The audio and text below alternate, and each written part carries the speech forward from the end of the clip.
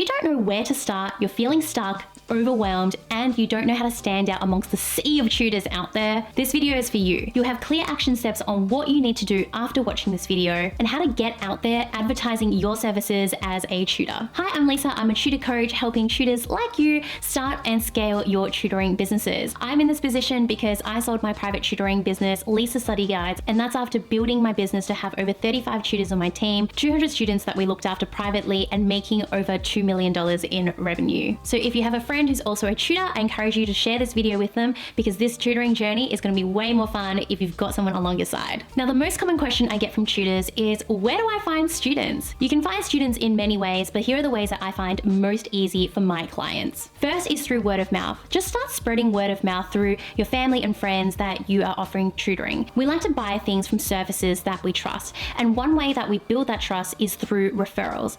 If my aunt refers me to a skincare clinic, then I'm more likely to go to that skincare clinic than if I was just to look it up online and find a random skincare clinic. I try not to overthink it. I know some of you might be thinking, Lisa, but I don't have any friends, or Lisa, I'm really introverted.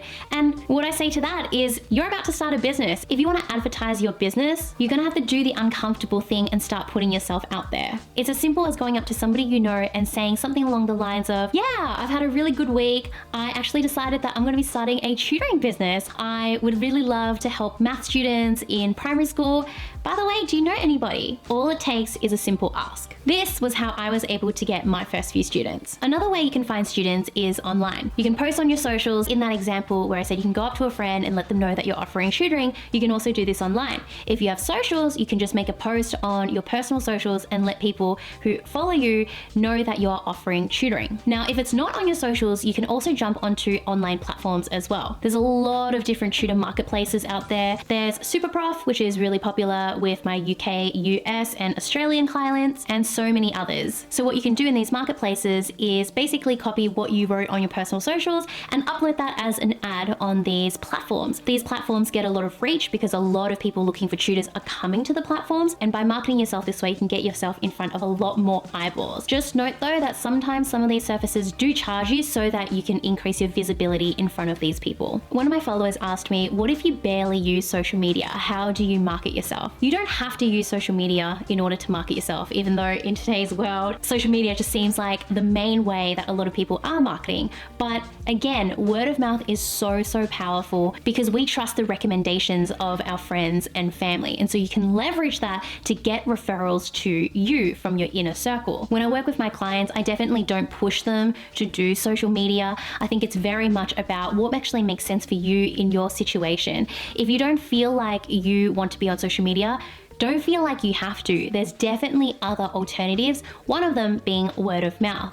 Now, if you are interested in learning more about word of mouth, which is what has helped me build my business to generate millions of dollars, and you don't want to use social media, then I recommend you sign up to my upcoming live masterclass. I only ever run these live once or twice a year, so this is your chance. Not only am I going to talk about how word of mouth is a powerful marketing strategy for your tutoring business and the main core strategy that I recommend for my clients, I'm also going to help you if you're somebody who's struggling to get consistent students, to get your dream students that you actually enjoy working with. And if you feel like you're underpricing, then this 1.5 hour masterclass is definitely for you. I recommend you go up and sign up because there are only a limited number of places available. And at the end of the live masterclass, I also have a Q&A part as well. So you can join in then and ask me any questions you want. Now, the next common question is, how do I teach when I don't have any teaching qualifications? The good news is that you don't need to have any teaching qualifications.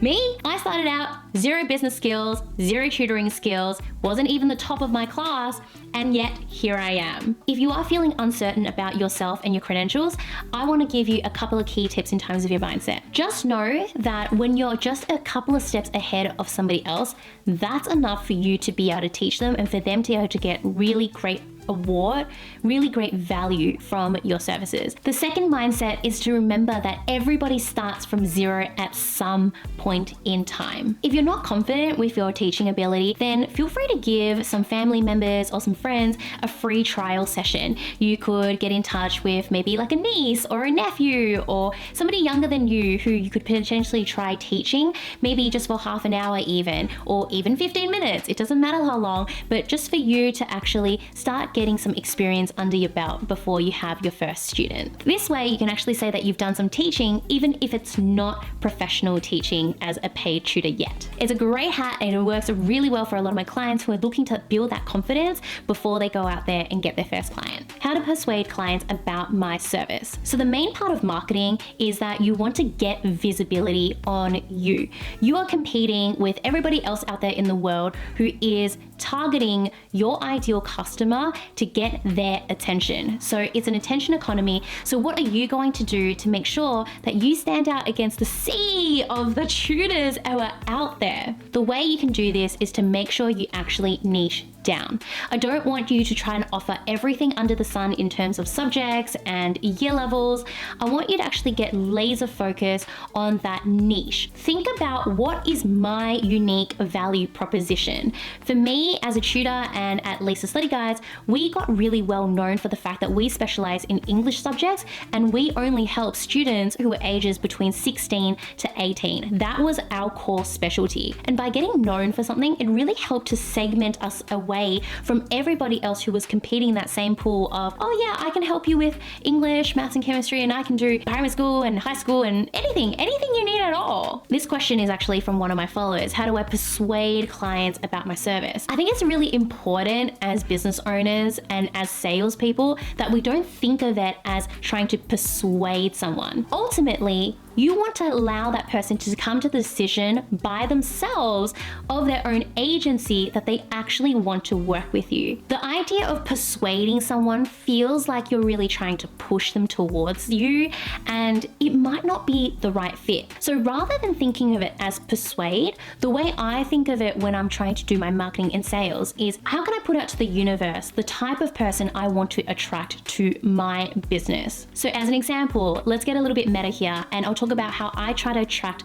my dream tutor business owner clients. So rather than making videos where I say, join tutoring and get rich quick, make $1 million within 30 days, I don't want to have that type of customer, because those type of customers I think have unrealistic goals. I think they want the shortcut if they just want to work for 30 days and make $1 million. I'm being dramatic, but this is kind of true at the same time. And I think that customers who have this type of mindset aren't necessarily willing to put in the work. They don't have the grit and determination to keep going when things get tough. And in business, things can get tough. And some of those things we're talking about today, like not having the confidence. And if you don't have the confidence to get out there to market yourself, then you're never going to get out there and market yourself. You're never going to start that tutoring business that you've always wanted. Instead, the type of customers I'm trying to attract are those who are comfortable with being uncomfortable. So if you watch this video and you have a light bulb moment and you think to yourself, you know what? I really have been holding myself back. I'm the one who hasn't been confident enough to get out there and talk about my business. I'm going to go and do that. That's the type of customer I really love working with, because I think ultimately if you have that resilience to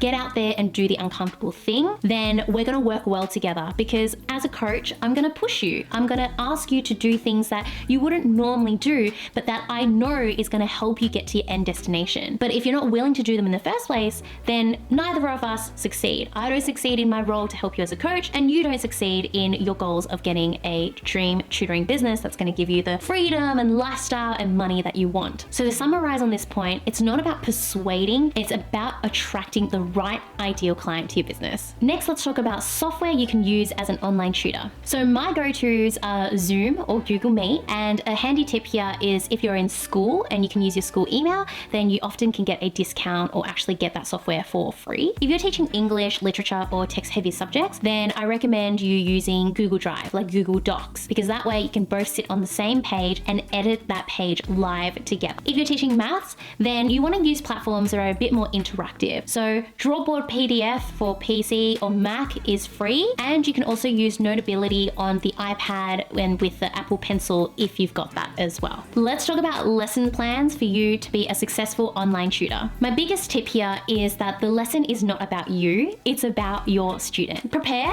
but don't over prepare for the session, because you want there to be a little bit of room, a little bit of a tango between you and your student. Finding that rhythm takes a little bit of time. And so if you leave a little bit of space so that you can discover more about your student, get to know your student, have more conversation with them, have some more feedback loops inside a session rather than just like talking at them and teaching them a lot about a subject, you're going to find that your lessons are going to be a lot more productive. Your student is going to like you a lot more, and you're going to have a much more rewarding experience as a tutor. So if you're going to your first lesson and you just have no idea what to cover, then remember to focus it on the student. So ask the student, even before the lesson, if it makes you more comfortable, what is their goal? What are they stuck on right now? What would they like help on? And essentially create a lesson that's navigated around their pain point. If you can help them solve something that they're struggling with, they're going to find value in the session. Don't just teach what you want to teach. That is a big fallacy. See your sessions as a collaboration. It's a two-way street. It's a tango. Okay, so where do you find resources as an online tutor? For any year level, essentially you could look at Khan Academy. Khan Academy covers math, science, economics, computing,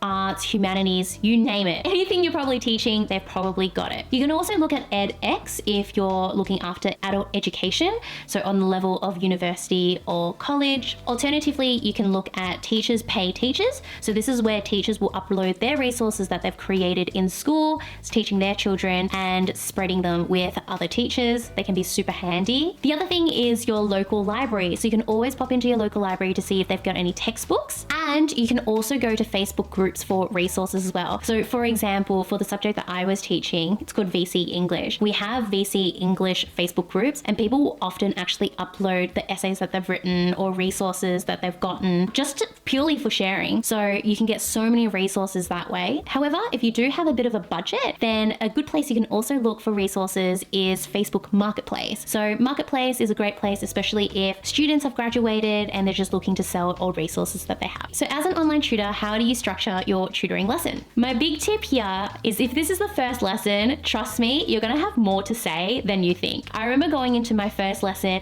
and trying to actually make sure I planned out every 5 minutes, because I was so worried that halfway into the lesson, I would just run out of things to say, and then me and my student would just sit there looking around in the library and just hearing crickets. But that actually wasn't the case. If anything, that 60 minutes went by so quickly, and I know this is the case for so many tutors I've worked with as well, like even the ones that I've hired, who've come up to me and gone, hang on Lisa, I was so freaked out that I wouldn't have enough to say, but there was so much to say. So I've already created a video where I show you the foolproof way to conduct your first lesson ever. So go ahead and watch that if you'd like a detailed template on how I operate my first lessons. But to give you an overview here, basically for the first lesson, I spend the first 10 minutes or so actually just getting to know the student and building rapport. And only after I do that, then I'll actually go into looking at their work and finding out more about their pain points, how I can help them. And then we'll focus on one thing for the rest of the session, which is where I showcase to them my tutoring skills. Throughout the rest of that lesson, I'm also asking for a lot of feedback as well, just so that I can get a better understanding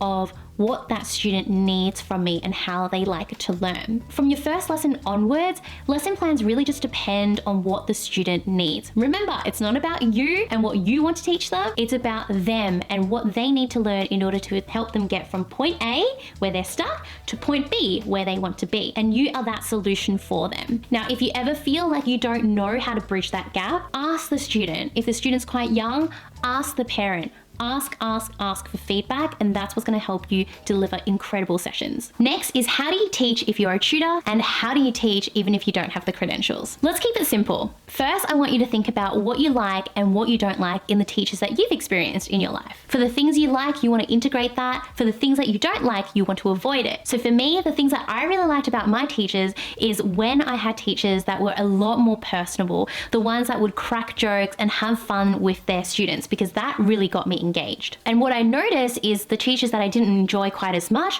were the teachers who didn't necessarily check in with me to actually see if I was following what they were saying. Often they would just go on and a little bit too fast sometimes. There was no good time for me to interrupt them and say, excuse me, I'm not following, or can you please repeat that? Because they were sort of running off at a mile, like talking at a mile per hour. Is that the saying? A mile per hour? Miles per. If they were talking, what? Anyway, if they're talking really fast. Second is I would use clear and simple language language to explain your ideas. Try not to use words that are more complex to make you sound smarter just because you're trying to be more professional. You don't need to do that. It's perfectly okay for you to explain in a simple way, because that's what ultimately students will be able to understand, and you want them to understand so they can actually improve on their studies. That is your goal. Next is to encourage questions and discussions. Make sure that you're constantly engaging your student in the tutoring session so that, one, they're engaged, which means that they're actually learning, and when they learn, they're able to have more success with your tutoring, which helps them become a returning customer of yours. Now, what you can do if you're not feeling fully comfortable tutoring yet is, if you have a tutor friend, then that's where the peer-to-peer collaboration can work really well. So share with them this video so that you can learn together, but actually spend time with one another, giving each other feedback on how you can teach better. Or if it's just a mate, then get them to give you feedback on how you could be teaching better for them. But as with anything, practice makes perfect. Next, let's talk about pricing as a beginner tutor. I know that so many of us feel fearful when it comes to pricing. You don't want to charge too much in case it repels people from you. You don't want to charge too little because you actually want to make something out of this. But you're looking at everybody else on the market and realizing that so many people are charging way less than you. So what are you going to do in this situation? I think having a look at your competitors is a good place to start, but it shouldn't inform what your actual pricing should be. When you actually think about pricing, we're not talking about the number. It's really important that you separate yourself from the value. So rather than thinking I'm worth $50 an hour, which is more about you,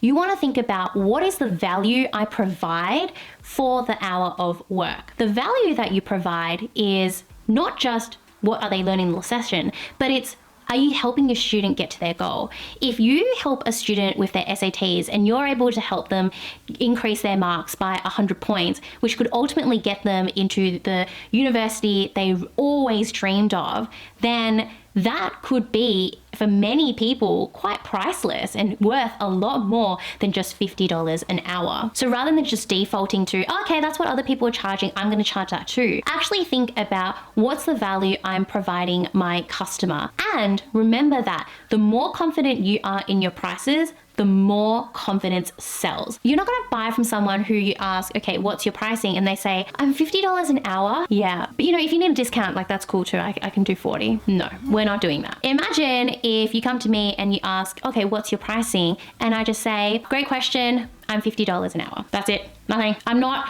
over rationalizing, I'm not trying to explain, I'm not backing off, I'm just being confident with my pricing, and that's that. People really underestimate the power of confidence. It can take you quite far. And trust me, I know this works because I charge thousands per hour for my most premium support and coaching. Now, if you feel like you're somebody who's probably undervaluing yourself, you have no idea how much you should be charging even still, then I recommend you have a look and sign up to my live masterclasses that's coming up very, very shortly. I only ever host these twice a year, if even. This is the last time this is happening this year. So I really recommend it, especially if you're somebody who wants to be able to charge your worth and you have other problems like constantly losing students. And if you're also not sure how to attract the dream client of yours, maybe you're working with clients that you don't really love, and maybe you're feeling a little bit resentful, then I highly recommend this masterclass because I think this could be the game changer you need to transform your business into one that you truly love and gives you the lifestyle you want. Okay, so next, how do you collect money as an online tutor? Don't overcomplicate it. You don't need fancy software, especially if you're just starting out. A really easy way is just to do bank transfer. Give the person your bank details and ask them to transfer you the money before your lesson, by the way. You want to do it before the lesson so that you know you've actually been paid for it, because you don't want them to ghost after your first lesson and not have been paid for that actual first lesson. Now, bank transfer is the best way because there are no fees attached, but if you did want to leverage other software, you could try PayPal or Wise. Just know that you will be paying a small percentage fee for these services. One of the questions I was asked by my followers is, what do I do about taxes? How do I know how much money to put aside for them? So this question is best answered by an accountant. As always, I'm not an accountant, so I can't give financial advice, but What I would do is I would go on your government website. So for me in Australia, we have an Australian website. We can go in and look at the tax income threshold. Most countries will have something along these lines, and you can see about how much you'll be making each year. So in Australia, if you're making less than $18,000, you don't need to pay tax, so then you don't have to worry about it. And most people, when just starting out in business, when tutoring, you probably don't really need to pay tax on it unless you're making an income somewhere else that's helping you get over that $18,000 threshold. Once you actually get over that threshold, that's when you do need to start putting some money aside for tax, and you just look at the percentage amount that you'll be charged tax for. But again, I think the best way for you to go about this is just having a chat with an accountant. I know it can be a bit of an investment actually getting an accountant for the first time, look at your numbers, but I'd much rather you get it right from the beginning than to have messed it up and need to fix it later on when it becomes more stressful and when there's more strings attached to your business, and basically when mistakes become more problematic. Now let's talk about contracts with your students. You definitely want to make sure that you send your student a contract that gets signed for you before your first lesson happens. Now the things that your contract should cover include session times and dates, so detail the agreed upon dates and times for the tutoring sessions, including the duration of each session. You could include a flexibility and rescheduling policy, so talk about what it means to cancel, reschedule, and what the notice period is required from that person. Behavioral expectations, so you can even write down how you expect the student to behave inside the sessions and how you'll also behave and how you can expect that from one another. You can include grounds for termination, so if either party, you or the student, don't want to continue working together anymore, what are the next steps? Do they need to send you a text message, a phone call, an email? Make sure that you include your emergency contact details, but also make sure that your student has emergency contact details just in case anything happens during your sessions. All right, tutor bosses, so that is my ultimate guide to help you be an online tutor. Now, if you watch all the way until the end of this video, I would absolutely love to know what was it in this video that stood out most to you and that you're going to use as a piece of advice moving forward in your tutoring career. Now, if you're feeling a little bit lazy, that's okay. I'd love for you to comment the word masterclass so that way I know that you've watched all the way until the very end of this video. Now, once you've been able to get on board your first student, we want to help you get fully booked out. So you can go ahead and watch this video here, how to get booked out as a tutor, because I'll show you how you can get consistent repeated clients, which then means that you get consistent repeated income in your back pocket. All right, thank you so much for watching, and I'll see you in the next video.